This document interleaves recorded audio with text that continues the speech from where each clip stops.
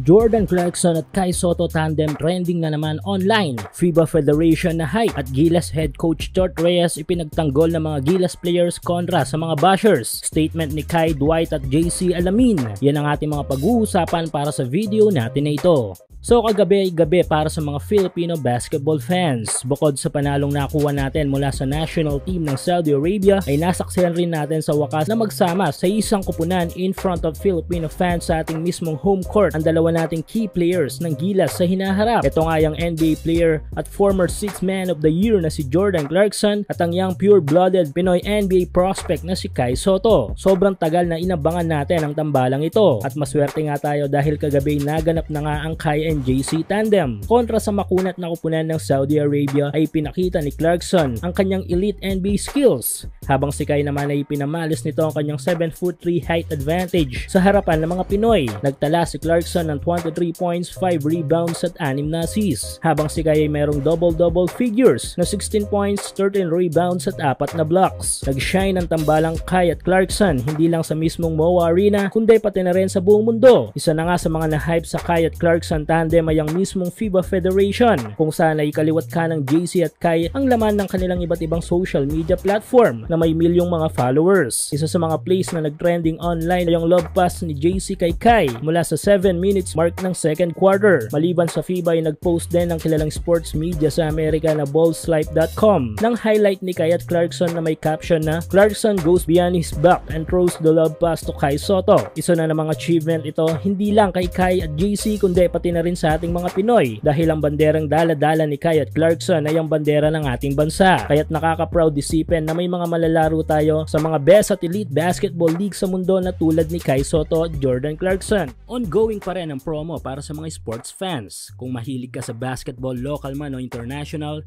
check mo ang comment section para sa full details at code na pwede mong gamitin.